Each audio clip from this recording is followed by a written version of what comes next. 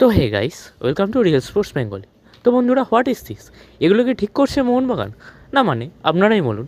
অন্য টিমগুলো একে তো যুব ভারতীতে খেলতে আসে 60,000 দর্শকের সামনে, সেখানে তাদের পাকে কাঁপছে। তার মধ্যে মাঠের মধ্যে দুখানা মনস্টার নামিয়ে রেখেছে, অ্যালবার্তো রড্রিগেস এবং টম অলরেড।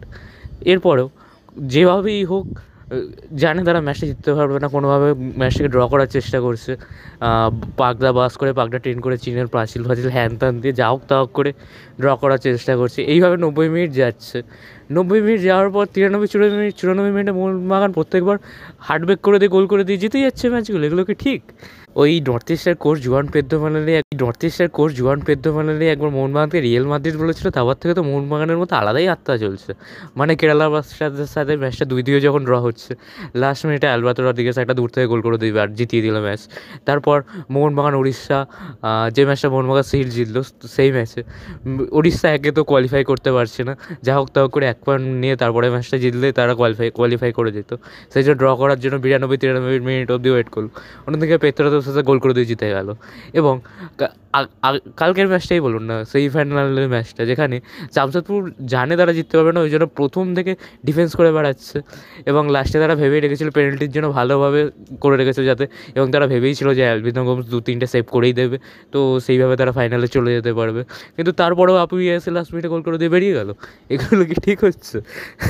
তো জোকস অ্যাপার্ট, এবার যদি আমরা ম্যাচের রিভিউতে আসি, তো রক্তের বদলা মোহনবাগান নিল বল পাই গোলের সাথে। তবে তার আগে জামশেদপুরকে অবশ্যই একটা স্যালুট জানাতেই হচ্ছে, কারণ তারা এই বাজেটের টিম নিয়ে, যে আমরা সবাই ভেবেছিলাম যে জামশেদপুর হয়তো টপ 6-এ কোয়ালিফাই করতে পারবে না, সেটা বাদ দিয়েও তারা টপ 4-কে শেষ করলো, এবং তারপরে সেমিফাইনালে এসে মোহনবাগানকে প্রথম লেগে হার্টব্রেক করে দিল। এটা সত্যি একটি বড় ব্যাপার। অন্যদিকে মোহনবাগান যদি আসে, মোহনবাগান প্রথম থেকেই ম্যাচটা জেতার জন্য লেগেছিল, যেখান থেকে প্রথম মিনিট থেকেই মোহনবাগান অ্যাটাকের পর শুধু অ্যাটাক আর জামশেদপুর শুধু ডিফেন্স আর ডিফেন্স। সত্যি করে বলতে একটা মুহূর্তে ম্যাচটা পুরো দেখতে বোরিং লাগছিল, যেখানে জামশেদপুরের প্রায় 10 থেকে 11টা প্লেয়ারই বলতে গেলে ডিফেন্স করে যাচ্ছে। তার মধ্যে অ্যালবিনো গোমসের ভালো সেভ, প্রণয় হালদারের ভালো সেভ।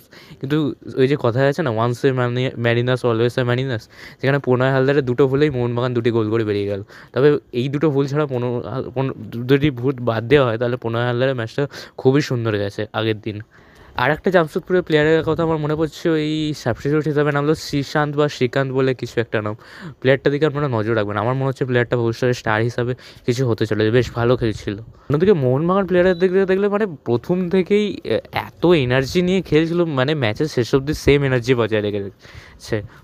ম্যাচের প্রথম থেকেই মোহনবাগানে কয়েকটি কাজ করে, যার মধ্যে উল্লেখযোগ্য হলো ম্যাকলারনকে ম্যাকলারন খেলার ফলেই কামিংস কতগুলো স্পেস ফাঁকা পেয়েছিল, তার জন্য কামিংস প্রায় ম্যাচে 9 থেকে 10খানা শট নিয়েছিল।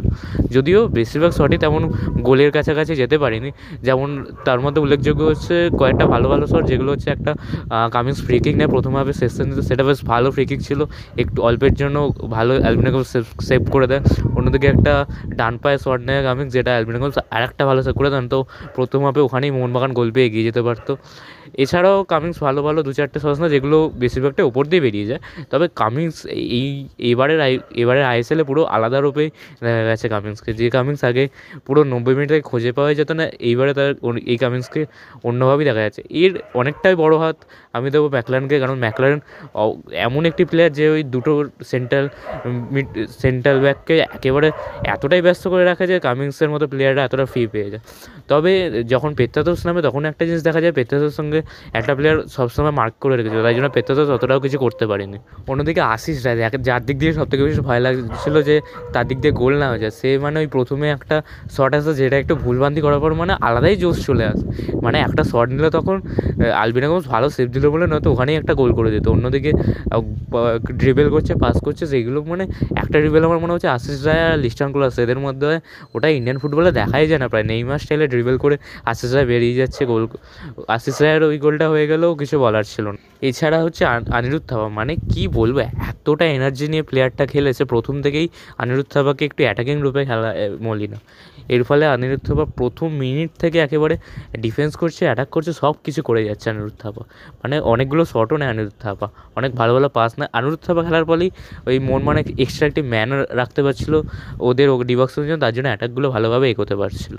তবে মলিনা একটি গ্ল্যামরিং টেস্টে করেছিল যে মলিনা সাবস্টিটিউটগুলোকে এক্সট্রা টাইমের জন্য রেখে দিয়েছিল। ওই টাইমে কিন্তু মনে হচ্ছিল প্লেয়াররা প্রায় হাঁপিয়ে গেছে। অবশ্য এটা বলাও না, কারণ 34-35 খেলা কনস্ট্যান্ট ওরকম অ্যাটাক করে রাখলে প্লেয়াররা লাস্টের দিকে হাঁপিয়ে যাবে। ওই 85-86 মিনিট থেকে বোঝা যাচ্ছে, যখন ওই বিশেষ করে অনিরুদ্ধ থাপা এই জাতীয় প্লেয়ারগুলো, লিস্টান কোলাস, এরা একেবারে মনে হচ্ছে দৌড়াতে পারছে না আর মাঠের মধ্যে। ওই মুহূর্তে যদি জামশেদপুর আগের ম্যাচের মধ্যে কাউন্টার করে দিত, তো যদি কেসটা উল্টো হতো তাহলে কিছু বলার ছিল না। তবে কেসটা আমাদের সপক্ষীরাকেও আপুইয়ে ভ্যাঙ্গাটা, মানে আপুইয়ে এই প্লেয়ারটা, যে প্লেয়ারটা মানে সিজনের প্রথমে ইস্ট বেঙ্গলে চলে যাবে না, নানা নাটক হলো, শেষ পর্যন্ত প্লেয়ারটা মোহনবাগানে এক প্রকার ইস্ট বেঙ্গলের ঘর থেকে ছিনিয়ে নিয়ে মোহনবাগান নিয়ে এলো।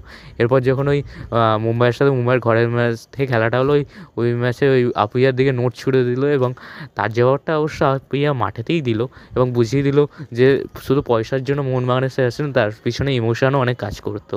অন্যদিকে লিস্টান কোলার্সকে আমাকে এই রাইট দিকে খেলানোটা একটু আমার অফ লেগেছে, কারণ লিস্টান কোলার্সের লেফট দিকেই সুপার ফর্মে ছিল, রাইটে গিয়ে দু একটা শট নিল, অতটাও ভালো লিস্টানকে লাগেনি। উল্টে বরঞ্চ যখন আশিক উঠে যাওয়ার পর লেফট দিয়ে খেলতে শুরু করলো, তখন বেশ ভালো কাজ। অন্যদিকে আশিস কুড়িজন বেশ ভালো কয়েকটি ড্রিবেল করে, টান নেয়, এইভাবে বেশ ভালো কয়েকটি, একটা জিনিস আমার মনে হচ্ছে প্রায় 2-3 জনকে কাটিয়ে একটা ভালো বল দেয়। যদিও সেই বলটাতে গোল হয়নি, তাও আশিককে ওই প্রথম দিকে ভালো খেলে। তারপর আর একটা ওই মানবীর সিং যখন আসছে, তখনও মানবীর সিং বেশ ভালো কয়েকটা অ্যাটাক তুলে দিয়ে যাচ্ছিলো। তখনই অ্যাকচুয়ালি মনে হচ্ছিলো যে অ্যাটাকটা হচ্ছে রাইট চ্যানেল দিয়ে, কারণ আশিস রায়ের বলগুলি আশিস রায় ট্রাই করলেও ওই পাসিংটা এখন অবধি আশিস রায়ের ক্রসগুলো এখন অবধি ভালো হয়নি, বেশিরভাগ ক্রসই ওপর দিয়ে উড়ে যাচ্ছিলো।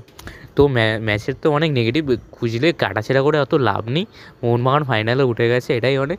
কিন্তু সত্যি কথা বলতে চাপ লাগছে, আগের বারও এরকম same prediction, same score line হয়েছিল সেমিফাইনালে, যেখানে 2-1 প্রথম লেগে হারে, 2-0 সেকেন্ড লেগ যেতে, একেবারে এরমই সাওয়াল আব্দুল সামাদের লাস্ট মিনিটে গোলটা ছিল।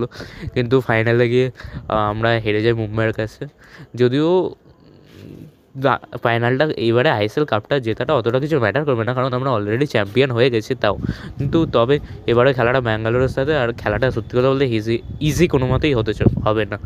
মোহনবাগানের জন্য একটা হাড্ডাহাড্ডি ম্যাচ হতে চলেছে। ম্যাচের প্রেডিকশান প্রিভিউ নিয়ে আমি একটা ভিডিও নিয়ে আসবো ম্যাচের কয়েকদিন আগে। তো অন্যদিকে আগামী 20 তারিখ থেকে শুরু হতে চলেছে সুপার কাপ, যেটি 3রা মে অবধি চলবে। মাত্র 13 দিনের মাথায় এআইএফএফ এই টুর্নামেন্টে শেষ করতে দিতে চলেছে। এই টুর্নামেন্টে 6জন বিদেশি একটা টিম রেজিস্টার করতে পারে, এবং একসাথে 6জন বিদেশিও একটা টিমকে একসাথে একটা ম্যাচে খেলাতে পারে। এই টুর্নামেন্টে ডুরান্ড কাপের মতনই যদি 90 মিনিটের মধ্যে ম্যাচটি ড্র থাকে, তাহলে কোনো এক্সট্রা টাইম হবে না, এবং একেবারে পেনাল্টি শ্যুট আউটে খেলাতেই যাবে। যেখানে আইএসএলের 13টা দল এবং আই লিগের 3টি দল খেলতে আসে। আই লিগের আগে 2টি দল রিয়েল কাশ্মীর এবং ইন্টার কাশি খেলতে রাজি হলেও বর্তমানে গোকুলাম কেরালাও খেলতে রাজি হয়েছে, এবং সব মিলে 16টা টিম মিলে নকআউট টুর্নামেন্ট হিসাবে এই টুর্নামেন্টে খেলাতে চলেছে, যেখানে রাউন্ড অফ 16, তারপরে কোয়ার্টার ফাইনাল, তারপরে সেমিফাইনাল, তারপরে ফাইনাল হিসাবে এই খেলাটি হবে। যেখানে প্রথমে 20 এপ্রিল মুখোমুখি হতে চলেছে কেরালা ব্লাস্টার্স এবং ইস্ট বেঙ্গল বিকেল 4:30টার সময়, এবং বিকেল 8টার সময় খেলা পড়তে চলেছে মোহনবাগানের সাথে আই লিগের ম্যাচে। এই কথাটা আমি বলতেই ভুলে গেলাম যে আইএসএলের টেবিলের টপ 3টে যে টিম শেষ করেছে, মানে মোহনবাগান, গোয়া এবং ব্যাঙ্গালোর, এই 3টে টিম আই লিগের 3টি টিমের সঙ্গে খেলবে, এবং এটার এখনও ড্র বেরোয়নি, তবে আজকেই যতদূর সময় ড্রটা হওয়ার কথা ছিল। এবার 4:30, 8টা করে প্রতিদিন দুটো করে ম্যাচ হতে চলবে। এরপর 21শে এপ্রিল খেলা আছে এফসি গোয়া এবং আই লিগের একটি কাপ, এবং বিকেলে খেলা আছে উড়িষ্যা ও পাঞ্জাবের মধ্যে।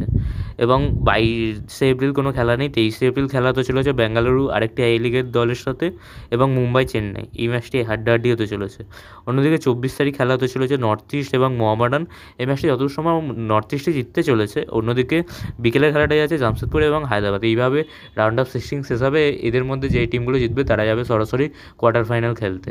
অন্যদিকে কোয়ার্টার ফাইনালেও একটি ডার্বি হওয়ার চান্স আছে, কারণ যদি মোহনবাগান এদিকে জিতে যায়, অন্যদিকে যদি আশা করছি ইস্টবেঙ্গল কেরালা ব্লাস্টার্সকে হারিয়ে দেবে, কারণ কেরালা ব্লাস্টার্স তাদের নতুন কোচ হিসাবে খেলতে নামছে এই টুর্নামেন্টে। তো আমরা আবারও সুপার কাপে ডার্বি দেখতেই পারি। আগেরবারে সুপার কাপের ডার্বি ইস্টবেঙ্গল মোহনবাগানকে হারায়, তো এবারে যদি ডার্বি হয় তো একটা দেখা হবে মোহনবাগান বদলে নিতে পারে কি পারে না।